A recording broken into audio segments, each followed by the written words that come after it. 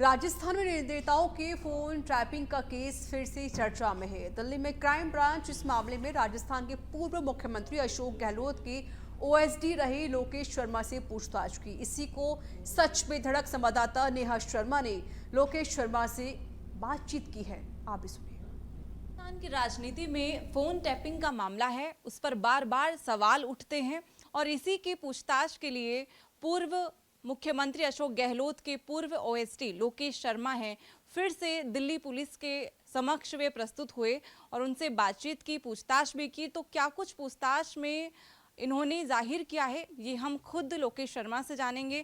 तो लोकेश जी, क्या कुछ दिल्ली पुलिस से पूछताछ हुई है और इस बार क्या नया खुलासा आपने किया है? देखिए, हमेशा की तरह ही इस बार भी 25 सितंबर के लिए मुझे दिल्ली पुलिस की तरफ से एक नोटिस आया कि 25 सितंबर को सुबह 11 बजे आपको यहाँ क्राइम ब्रांच रोहिणी में उपस्थित होकर पूछताछ में शामिल होना है। तो जैसा कि मेरा हमेशा प्रयास रहता है कि उनके हर नोटिस पे मैं वहाँ पहुँचूँ, और अगर नहीं जा पाता हूँ तो मैं लिखित में अपना रिप्लाई भिजवा देता हूँ कि मैं इन कारणों से नहीं आ पा रहा हूँ। उसी कड़ी में मैं कल रोहिणी क्राइम ब्रांच में उपस्थित हुआ।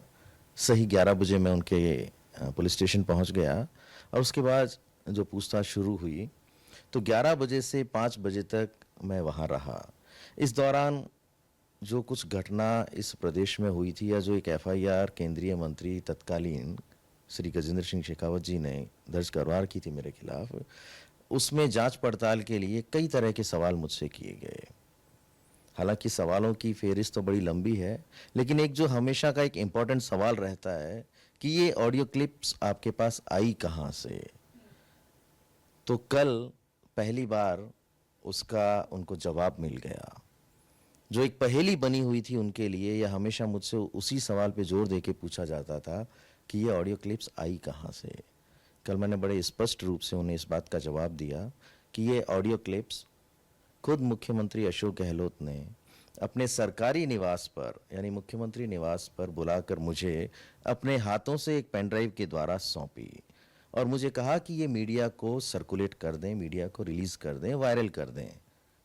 चूंकि मैं उनका ओएसडी था और मेरी नैतिक जिम्मेदारी बनती है कि मुझे जो भी आदेश दिए जाएं मैं उनकी पालना करूं। मीडिया भी मैं ही देखता था, तो मीडिया से संबंधित काम अगर मुझे कहा जाएगा तो मैं उनसे कोई सवाल ही नहीं कर सकता। भाई, मेरी तो वो ड्यूटी में ही शामिल नहीं है।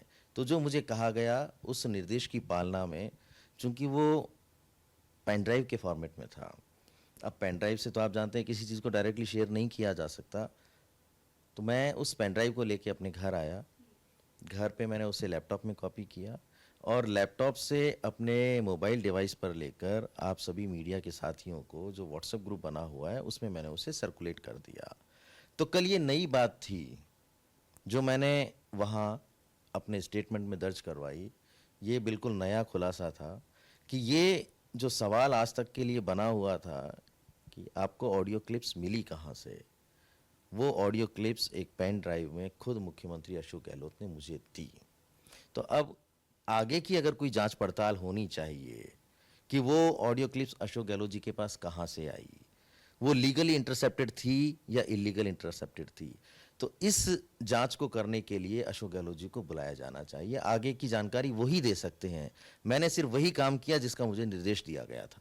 उस दिन के पूरे घटनाक्रम को मैंने एक ब्यौरे के रूप में लिखित में, यानी 7 पेज का लिखित में मैंने उन्हें अपना स्टेटमेंट दिया, जो अब वहाँ दर्ज हो चुका है। और सबसे बड़ा आघात तो मुझे तब पहुँचा जब मेरे इस ऑफिस में एसओजी की रेड करवा दी। तो मुझे लगा कि जो व्यक्ति इस तरीके से करवा सकते हैं, बहुत सारे लोग मुझे कहते हैं कि आपने ये पहले क्यों नहीं किया ओएसडी रहते हुए। ये आप सरकार जाने के बाद, कुछ लोग बड़े अजीब तरीके के शब्द उपयोग में लेते हैं कि मलाई खाई तब तो, और आज आप ये बोल रहे हो, ये बोल रहे हो।